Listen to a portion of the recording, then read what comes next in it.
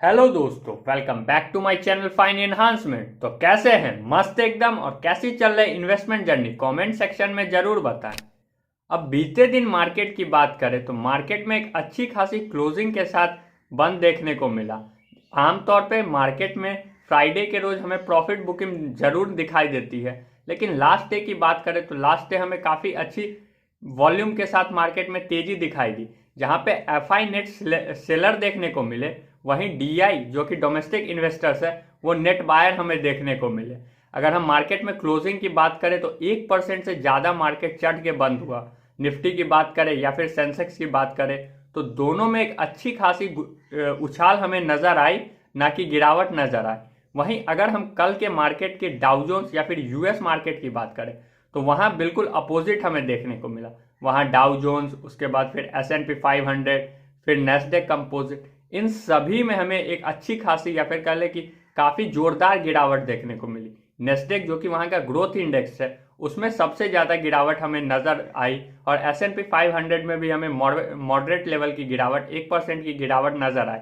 वहीं दूसरी तरफ अगर डाउ जोन्स की बात करें तो उसमें मोर और लेस न तेजी थी न ज्यादा गिरावट थी, आधे % से कम की गिरावट हमें नजर आई।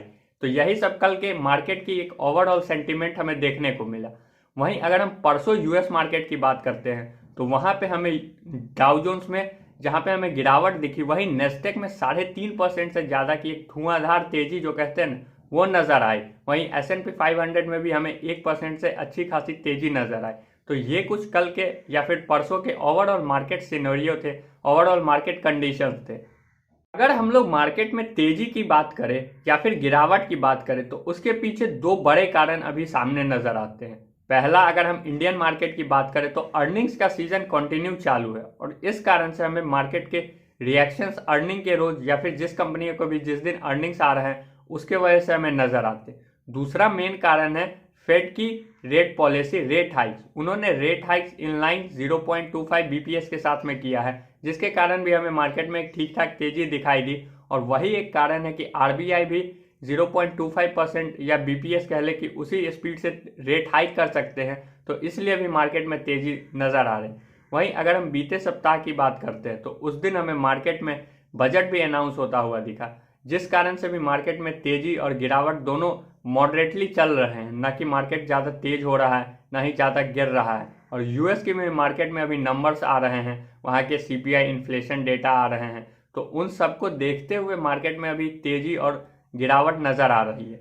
वहीं अगर हम इंडियन स्टॉक मार्केट की, इंडियन स्टॉक्स की स्पेसिफिकली बात करें तो उनमें अगर हम गिरावट की बात करते हैं तो उनमें मेन वजह जो है हिडनबर्ग की रिपोर्ट, उसके कारण अडानी ग्रुप का क्रैश कर जाना, क्योंकि अडानी के सारे स्टॉक्स अभी टूटे पड़े हुए हैं। सारे स्टॉक्स में जोरदार गिरावट हमें देखने को मिल रही है। डेली लोअर सर्किट्स पे लोअर सर्किट लगते जा रहे हैं। जैसा कि उन्होंने बताया था कि विलमार को उतनी दिक्कत नहीं है, लेकिन विलमार में भी अभी मार पड़ते जा रही है। विलमार भी टूटा पड़ा है, डेली उसमें लोअर सर्किट लगते जा रहा है। या फिर Adani green energy, Adani transmission, Adani ports, इन सब का भी बुरा हाल है। वहीं अगर सीमेंट कंपनी में बात करें तो अंबुजा सीमेंट, एसीसी, ये भी पूरी तरीके से टूटे पड़े हैं।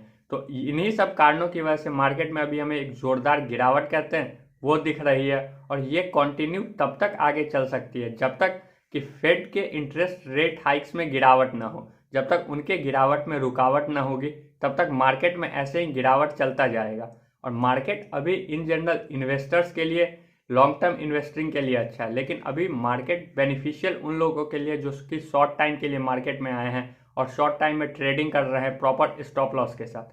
क्योंकि अगर शॉर्ट टर्म की बात करें तो शॉर्ट टर्म में मेनली मार्केट सपोर्ट पे लो और रेसिस्टेंस पे बेचो, उसी में चल रहा है। ये आप सारे कंपनियों में देख सकते हैं, TCS, Reliance industry, HDFC bank, Infosys, इन सभी के सपोर्ट के जोन्स पे आते ही बाइंग शुरू हो जाती है, और जैसे ही रेसिस्टेंस आता है वहां पे हमें प्रॉफिट की बुकिंग दिखाई देती है।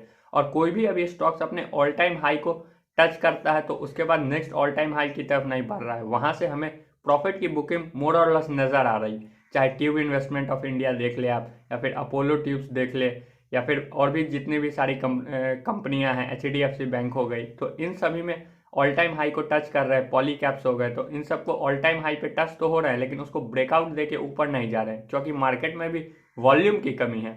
डीआई जो कि अभी नेट सेलर नहीं हो के नेट बायर है, वहीं एफआई नेट सेलर है। और अगर एफआई अपने पैसे को मेनली इन्वेस्ट नहीं करेगी इंडिया में तो मेनली ब्लड ही नहीं आएगा और स्टॉक्स ऊपर ही नहीं बढ़ेंगे, क्योंकि एफआई का पैसा इंडियन स्टॉक मार्केट के लिए ब्लड का काम करता है, जो कि मार्केट को ऊपर ले चलने में फायदेमंद होता है, क्योंकि डीआई या फिर रिटेल इन्वेस्टर्स मार्केट को पूरी तरीके से क्रैश होने या फिर गिरने से बचा सकते हैं, लेकिन ऊपर अगर कोई लेके जाएगा तो वो एफआई का ही फ्लो है। और जैसा कि आप सभी को पता होगा कि एफआई अभी इंडियन मार्केट में या फिर इंडियन मार्केट को अभी शॉर्ट कर रही है। शॉर्ट इन द सेंस कि इंडियन मार्केट से पैसा निकाल के अभी जो अदर एशियन कंट्री के डेवलपिंग मार्केट है, चाइना हो गया, जापान हो गया, उन सभी में अभी पैसा डिप्लॉय कर रही है। तो इस कारण से भी हमें मार्केट में एक गिरावट नज़र आ रही है, क्योंकि एफआई ने या फिर कह लें ग्लोबल इन्वेस्टर्स ने इंडियन मार्केट की रेटिंग्स को कट कर दिया है, वहाँ पे मॉडरेटली कर दिया है, न कि हाई ग्रोथ का एक्सपेक्टेशन दिया है। तो इस कारण से एफआई का पैसा इंडियन स्टॉक मार्केट से निकल रहा है और दूसरे जगह पे इन्वेस्ट होता जा रहा है, जैसा कि चाइना हो गया। और चाइना में मेनली अभी लॉकडाउन खुल रहा है, तो इनसे भी उनको फ़ायदा है कि ईजिली उनके ग्रोथ कंपनी है या फिर वहाँ के जो ग्रोथ कंपनी है उन सभी में एक अच्छा खासा रनअप और अच्छा खासा उछाल देखने को मिल सकता है। और इस कारणों से भी हमें इंडियन स्टॉक मार्केट से पैसा निकलता हुआ नज़र आ रहा है। अब अगर हम बात करें कि इंडियन स्टॉक मार्केट में अभी के समय क्या करना चाहिए, या फिर एज अ इन्वेस्टर हमें या फिर आपको किस तरह की रणनीति अपनानी चाहिए, किस तरह से इन्वेस्टमेंट की तरफ बढ़ना चाहिए, तो सबसे पहले अगर आप लॉन्ग टर्म इन्वेस्टर हैं, अगर 5 साल के लिए 10 साल के लिए मार्केट में आए हैं, तो ये काफ़ी अच्छा मौका है, काफ़ी सुनहरा मौका है कि आप अपने शॉर्ट टर्म के पैसे को न छू के लॉन्ग टर्म के पैसों को, जो कि आपको न 3 साल 5 साल जिसकी रिक्वायरमेंट आपको नहीं है, तो उस पैसे को आप इजीली स्टॉक मार्केट में अच्छी अच्छी कंपनियों के सपोर्ट के लेवल पे खरीदते हुए जा सकते हैं और उसके बाद उसको एकोमुलेट करते हुए चल सकते हैं, क्योंकि ये एक अच्छा मार्केट है जहाँ पे आप एकोमुलेशन बना सकते हैं, क्योंकि ईजिली आपकी होल्डिंग्स बढ़ती जाएगी और होल्डिंग्स बढ़ने के बाद आपके जो रिटर्न होंगे ओवरऑल मार्केट कंडीशन सुधरने के बाद, तो उसमें काफ़ी अच्छा रिटर्न मिलेगा।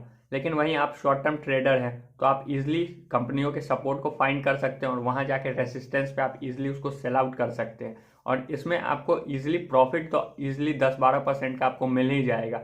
और यही स्ट्रैटेजी अगर आप चाहें, आप इन्वेस्टर हैं और अगर आप ये स्ट्रैटेजी अपनाना चाहते हैं तो आप अपने इन्वेस्टमेंट को पैसे को न छू के एक दूसरे डीमेट अकाउंट में कोई और या फिर किसी और फैमिली मेम्बर्स के डीमेट अकाउंट से ये सपोर्ट और रेसिस्टेंस का खेल खेल सकते हैं। लेकिन इसमें याद रहे कि आपका स्टॉप लॉस प्रॉपर होना चाहिए, क्योंकि प्रॉपर स्टॉप लॉस के साथ ही आपको इसमें आगे बढ़ना है, नहीं तो आपकी शॉर्ट टर्म के पैसे में भी काफ़ी अच्छी खासी गिरावट आपको देखने को मिल सकती है।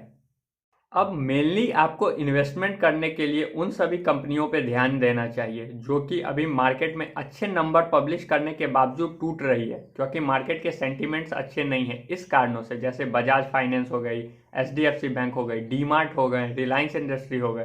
तो इन सभी में अच्छी खासी नंबर पब्लिश होने के बावजूद हमें गिरावट देखने को मिल रही है, जिसका सिंपल से कारण है क्योंकि सभी लोग अभी अपने प्रॉफिट को बुक कर रहे हैं और मार्केट से निकलते जा रहे हैं। लेकिन ऐसा नहीं है, यही कंपनियां जब मार्केट अच्छी होंगी तो आपके हाथ में नहीं आएंगी या फिर आपको अप्रॉक्स अभी के प्राइस से डबल प्राइस पे खरीदना पड़ेगा। जैसे डीमार्ट अभी 3500-3600 के लेवल पे है, तो उस टाइम में कहीं आपको 8000-9000 पे लेना पड़ेगा, क्योंकि वही उनका ऑल टाइम हाई। इन्फो जैसा कि अभी 3600-3700 पे मिल रहा है, तो उस टाइम में आपको 10,000 पे मिल सकता है और तब आप खरीदेंगे और तब मार्केट अच्छी होगी। फिर जब नेक्स्ट बियर मार्केट आएगा तो फिर आप वही उल्टा रणनीति अपना देंगे और आपको अच्छी खासी फिर लॉस हो सकती है।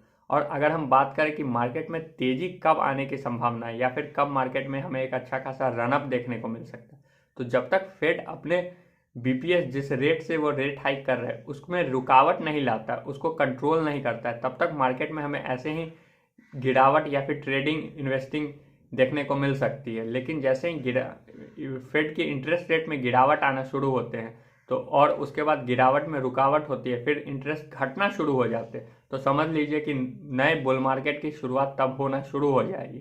तो यही कुछ ओवरऑल सिनेरियो है अभी मार्केट कंडीशन के, ना अभी आपको ज़्यादा बुलिश होना है ना ज़्यादा बेरिश होना है, और ईजिली अपने इन्वेस्टमेंट स्ट्रेटेजी को फॉलो करते जाना है और मार्केट में अच्छी अच्छी कंपनियों को अच्छे अच्छे लेवल पे अच्छे अच्छे सपोर्ट्स पे उठाते चलना है और उन कंपनियों में इन्वेस्टमेंट करने से बचना है जिनके नंबर कंप्लीटली खराब आ रहे हैं, जैसे डिविस लैब हो गए, डॉक्टर लाल पैथ लैब हो गए, या फिर और भी कुछ कंपनियां हैं उन सभी में नंबर खराब आ रहे हो, तो उन सब कंपनियों से आपको बचना है और अच्छी कंपनियों में अच्छे वेटेज के साथ फोकस करते हुए चलना है, मार्केट लीडिंग कंपनियों के साथ। अब अगर आपको वीडियो पसंद आ रहा हो तो वीडियो को लाइक कर दे और चैनल पर पहली बार आए हैं तो चैनल को सब्सक्राइब करके बेल का आइकन जरूर प्रेस कर दे। आज के लिए इतना ही, धन्यवाद। मिलते हैं कल कुछ नए मार्केट अपडेट के साथ।